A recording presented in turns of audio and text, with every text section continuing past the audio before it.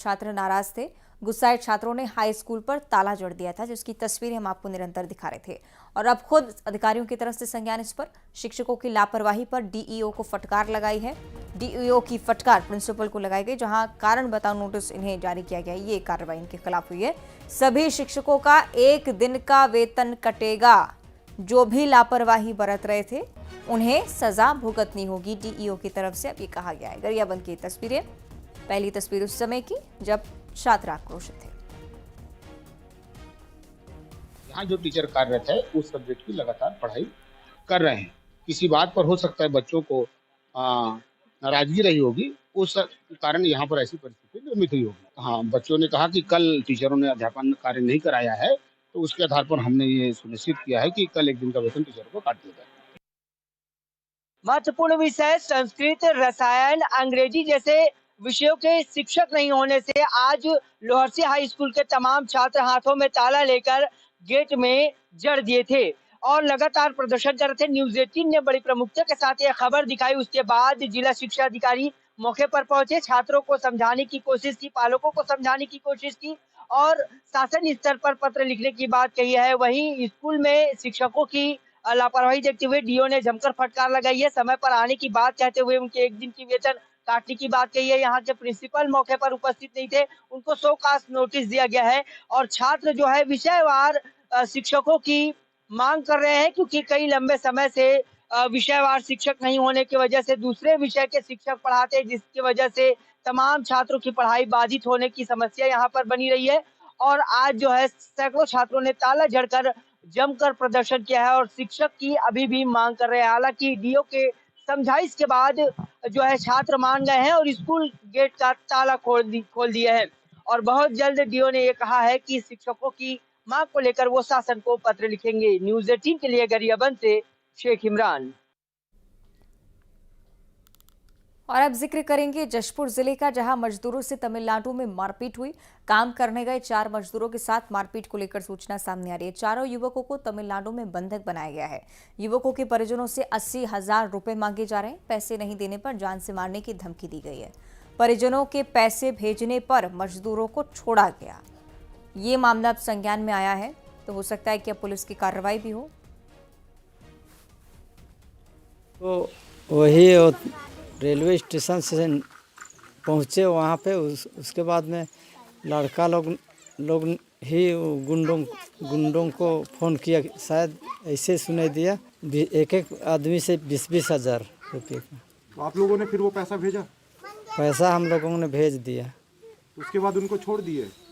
पूरा हुआ तब छोड़े। और यहाँ पे मेरे साला लोग और उनके अन्य 3 साथी जो तमिलनाडु काम के माध्यम से गए हुए थे, उनको बीच में ट्रेन में ही उनको किडनैप कर लिया गया था गुंडों बदमाश के हिसाब उनके द्वारा। फिर वहाँ से उन लोगों का फ़ोन आया कि हम लोगों को बंदी बना लिया गया है। फिर मारपीट वगैरह का आवाज़ सुनाई दे रहा था मोबाइल में। तो फिर उन लोग बोल रहे थे कि पैसा एक आदमी का 20-20 हज़ार रुपया पैसा डाल दो, अगर नहीं डाले तो इनको जान से मार देंगे, ऐसे करके धमकी आया था। धमकी तो खैर हमारे ही आदमी लोगों के मोबाइल से फ़ोन आया था उधर से। वो भी ट्रेन के कोई साथी से मोबाइल को मांग के उन्होंने अथी फैमिली में कांटेक्ट किया। फिर कुछ बहुत बात हुआ और उन लोग बोले कि लोकल ट्रेन से अभी हम लोग आ रहे हैं, हम लोग को छोड़ दिया गया है। कोतवाली में ग्राम सेठोंगा से शिकायत प्राप्त हुई है कि 4 जो युवक है वहाँ के कमाने खाने के लिए बाहर गए थे, तो उनको विजयवाड़ा में रोक लिया गया है और रोक के उनसे मारपीट किया गया है। फिलहाल परिजनों का शिकायत प्राप्त होने से हमारे द्वारा जांच किया जा रहा है और जब वो वापस आ जाएंगे उनके परिजन, उनसे स्टेटमेंट लिया जाएगा और जांच में जो भी बात आएगी उसके हिसाब से कार्रवाई की जाएगी। रायपुर में बदमाश बेखौफ नजर आ रहे हैं और ऐसा हम इसलिए कह रहे हैं क्योंकि युवक को बंधक बनाकर सरेआम पीटने को लेकर जानकारी। कपड़े उतारकर युवक के साथ मारपीट की गई। वीडियो भी सामने आया है। बंधक बनाकर 50,000 रुपए मांगे जा रहे थे। बदमाश पर रंगदारी वसूलने का भी आरोप है। एक युवक को चाकू मारने का भी आरोप इस व्यक्ति पर है। गंज थाना में पहले से कई मामले दर्ज, लेकिन इस मामले को लेकर भी अब संज्ञान। और अपराधी इतने बेखौफ कि पुलिस की कार्रवाई का खौफ भी नहीं।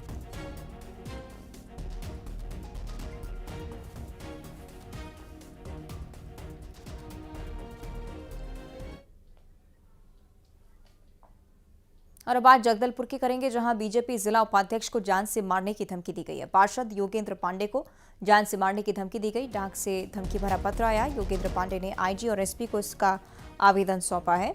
धमकी से परिवार में डर का माहौल बना हुआ। कोतवाली थाना क्षेत्र का ये पूरा मामला। पुलिस से सुरक्षा की मांग की है। ये धमकी भरा लेटर और साथ में आपको आवेदन की तस्वीरें दिखा रहे हैं जो योगेंद्र पांडे की तरफ से पुलिस में दी गई है।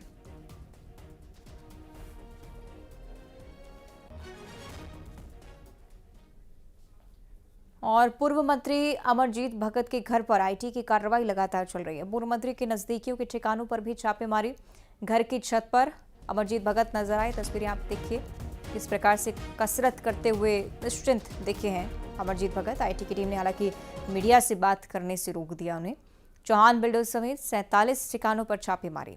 आयकर विभाग के सीनियर अफसर भोपाल से रायपुर पहुंचे। उनकी तरफ से भी अब जांच की जा रही है। अमरजीत भगत के कई जो ठिकाने हैं वहाँ पर लगातार आईटी की कार्रवाई है जारी है। और आप देख सकते हैं पूर्व मंत्री अमरजीत भगत अपने छत पर टहल रहे हैं, लेकिन उन्हें बात करने का इजाज़त नहीं दिया जा रहा है। कुछ देर पहले वो यहाँ पर आए जरूर थे, बातचीत करने का प्रयास कर रहे थे, लेकिन उन्हें फिर से ले जाया गया है। और कई ठिकानों पर लगातार कार्रवाई है वो जारी है। हालांकि अभी आईटी की जो टीम है उसने किसी तरह का ये खुलासा नहीं किया है कि किस तरह की संपत्ति मिली है, कितने की जो संपत्ति है वो मिला है। इसका खुलासा तो फिलहाल अभी जो आधिकारिक रूप से नहीं किया गया है, लेकिन आप देख सकते हैं कि अभी लगातार कार्रवाई है वो जारी है। रायगढ़ में भी जो उनके पूर्व ओएसडी हैं उनके ठिकाने पर और उनके जो मातहत जो कर्मचारी जो काम करते रहे हैं उनके ठिकानों पर जो कार्रवाई है अभी जारी है। लगभग 36 घंटा से भी अधिक समय का वक्त हो चुका है और कार्रवाई अभी भी जारी है।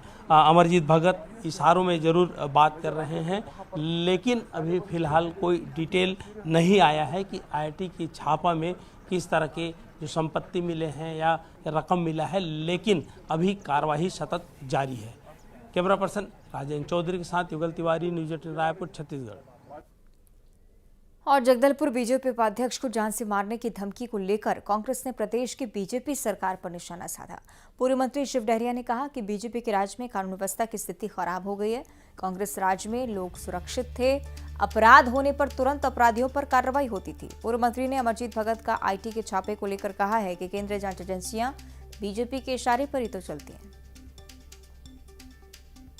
आईटी, सीबीआई ये तो केंद्र सरकार की संस्था है और उनके निर्देश पर ही काम कर रही है। भारतीय जनता पार्टी के राज्य में कानून व्यवस्था की स्थिति हमेशा खराब रही है। पिछले जैसे 15 साल रमन सिंह जी का राज था, हमारे सरकार के समय में इस तरह कानून व्यवस्था की स्थिति कभी खराब नहीं हुई। नक्सली समस्याएं जो है पहले से कम हो गई थी।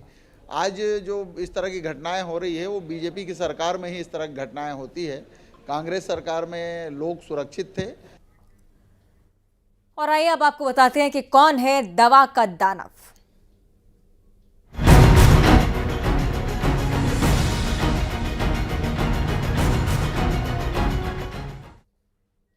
दवाएं जो जिंदगी बचाती हैं, जो बीमार व्यक्ति को स्वस्थ कर देती हैं, लेकिन कुछ दवा के दानव ऐसे भी हैं जो नकली दवाओं का धंधा कर रहे हैं, जिनकी वजह से कई लोगों की जान पर बनाती है। छत्तीसगढ़ में भी यही धंधा चल रहा है, जहां अस्पताल में दवा नहीं है, जहर मिल रहा है। वो जहर जो 8 लाख मरीजों को खिला दिया जाता है। सोचिए मरीजों में कितना साइड इफेक्ट हुआ होगा। आज दवा के दानव की पूरी कहानी आपको बताएंगे। कहां से जुड़े हैं तार, किस अस्पताल में भेजा जा रहा है दवा के नाम पर जहर।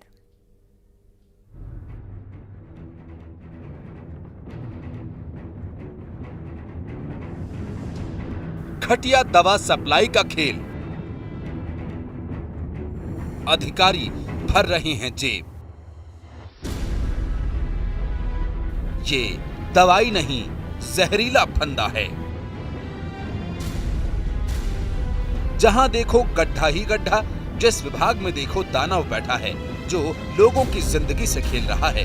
ऐसे ही दानव बीमार व्यक्ति के साथ खेल रहे हैं, उनकी जिंदगी से खिलवाड़ कर रहे हैं। सरकारी अस्पतालों में अमानक दवाइयां भेजी जा रही हैं और ऐसा ही एक मामला छत्तीसगढ़ से सामने आया, जहां छत्तीसगढ़ मेडिकल कॉर्पोरेशन द्वारा घटिया दवा सप्लाई का खेल सामने आया। यानी जो दवा सरकारी अस्पतालों में मरीजों को बांटी गई वो जान बचाती नहीं बल्कि जान लेती हैं। सरकारी अस्पतालों में नकली दवा, CGMSC कर रहा अमानक दवा सप्लाई। सेफिडोमिक्स और लिवोसिट्रिजिन दवा को लेकर शिकायत। Central drugs standard control organisation west zone Mumbai के डॉक्टर भीमराव अंबेडकर अस्पताल में सेंट्रल स्टोर को 27 दिसंबर को पत्र जारी किया था, जो 12 जनवरी को पत्र अस्पताल प्रबंधन को मिला। इसमें दवा के सब स्टैंडर्ड होने की बात कही गई। आनन फानन में CGMSC ने सभी सरकारी अस्पतालों को दवा वापस करने के लिए पत्र लिखा। सोचिए कितना बड़ा भ्रष्टाचार का खेल जारी है जो छत्तीसगढ़ में खेला जा रहा है। अब इस पर बीजेपी नेता ने कहा कि ये कांग्रेस की सरकार नहीं है, सचेत हो जाइए। जहां देखो गड्ढा ही गड्ढा है, घोटाला ही घोटाला है। दो दवा खरीदी में अधिकारी लिप्त हैं, जो अमानक दवाएं खरीद रहे हैं वो सचेत हो जाए कि ये कांग्रेस सरकार नहीं है, ये भारतीय जनता पार्टी की सरकार है। और माननीय अमित शाह जी ने कहा था कि जो भी भ्रष्टाचार करेगा उसको उल्टा लटका दिया जाएगा। अब इसका मतलब समझ लीजिए कि जांच की आंच जिस पर भी पहुंचेगी उसकी खैर नहीं। CGMSC के GM तकनीक हिरेन पटेल ने बताया कि दवा मान फार्मा सप्लाई की गई थी, अब दवा अमानक पाई गई है। कंपनी को ब्लैकलिस्ट करने की कार्रवाई कर रहे हैं। दवाई सप्लाई होती है, उसके प्रत्येक बैच की दवा सप्लाई अस्पतालों में हो उससे पहले जांच जरूरी है। इस प्रकार के प्रोटोकॉल का क्यों पालन नहीं किया जाता है, किस प्रकार की मिलीभगत है, इसके लिए एक सतत निगरानी प्रणाली होने की ज़रूरत है, ताकि मरीजों को सरकारी अस्पतालों में अमानक दवाएं न मिलें। अमानक दवाइयां बीमारी पर असर नहीं करती, इसके साइड इफेक्ट्स भी होते हैं। ये मरीजों के लिए जानलेवा हो सकती है। अब सोचिए ये धंधा कब से चल रहा था और कितनों की जान खतरों में होगी। दवा के दानव पर कार्रवाई कब होगी, बड़ा सवाल। आकाश शुक्ला, रायपुर, न्यूज़ 18। तो कई सवाल उठाती हमारी खास रिपोर्ट आपने देखी है, और ज्यादा विस्तार से जानकारी इस पर हम ले लेते हैं। सो कि आकाश हमारे साथ लाइव जुड़ रहे हैं, उनका हम रुख करेंगे। आकाश, सीधे तौर पर ये रिपोर्ट सवाल इस ओर खड़ा करती है कि आखिर कहां से ये पूरा धंधा चलता है और लगाम किस स्तर तक लगी है, क्योंकि ये पता लगाना बहुत ज्यादा मुश्किल कि कहां ऐसी दवाइयां खपाई जा रही हैं अभी भी। जी देखिए, छत्तीसगढ़ में जो CGMSC है गवर्नमेंट की संस्था है और ये सभी सरकारी अस्पतालों में दवाई समेत इक्विपमेंट सप्लाई का ये काम करती है। अब इनके द्वारा दवाई खरीदा जाता है और मेडिकल कॉलेज समेत तमाम सरकारी अस्पतालों में सप्लाई की जाती है। अब यहाँ से शुरू होता है कमीशन का खेल। अधिकारी मोटा कमीशन लेते हैं और सब स्टैंडर्ड दवा जो है वो कंपनी के घालमेल से मिली भगत करके ये अस्पतालों तक भेज देते हैं। अधिकारी तो कमा लेते हैं, लेकिन आप देखिए कि लोगों पर कितना प्रभाव पड़ता है। लाखों मरीज सरकारी अस्पताल में पहुंचते हैं जिन्हें वो सब स्टैंडर्ड दवा खिला दी जाती है और वो खत्म हो जाती है। जब सैंपल जांच में सामने आता है कि वो दवा सब स्टैंडर्ड है तो आनन फानन में पत्र लिखा जाता है, दवाएं मंगाई जाती है और मामले को दबाने का प्रयास किया जाता है। मामला स्वास्थ्य मंत्री के संज्ञान में है। उन्होंने हालांकि जांच की बात कही है, लेकिन जिस तरीके से विभाग में काम चल रहा है ऐसा नहीं लगता कि किसी अधिकारी पर कार्रवाई होगा, मामला दबा दिया जाएगा। लेकिन इतना बड़ा संवेदनशील मामला है, सीधे तौर पर लोगों से जुड़ा हुआ है। ऐसा नहीं है कि ये अभी मामला सामने है, इससे पहले भी घटिया दवाई सप्लाई का मामला लगातार सामने आता रहा है। मोटा कमीशन खा के अधिकारी लगातार इस काम को कर रहे हैं। बहुत जल्दी इस पर अंकुश लगाया जाए। बहुत शुक्रिया आपका फिलहाल ये जानकारी साझा करने के लिए। अगली खबर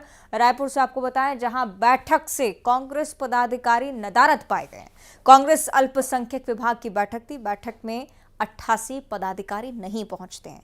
प्रदेश प्रभारी की बैठक में पदाधिकारियों का ना पहुंचना ये अंदेशा देता है कि क्या कांग्रेस में सब कुछ ठीक चल रहा है। बिना कोई सूचना दिए बैठक में नहीं आए 9 प्रदेश उपाध्यक्ष, 19 प्रदेश महासचिव, 51 प्रदेश सचिव और 9 जिला अध्यक्ष नहीं पहुंचे। 1 फरवरी को राजीव भवन में बैठक बुलाई थी, कल बैठक हुई थी। प्रदेश प्रभारी मोहम्मद गुलाब ने बैठक बुलाई। अल्पसंख्यक विभाग ने सबको नोटिस भी थमा दिया है। 3 दिनों में स्पष्टीकरण पेश करना होगा। और अब यहाँ रुकने छोटे से ब्रेक के लिए फौरन हाजिर होते हैं।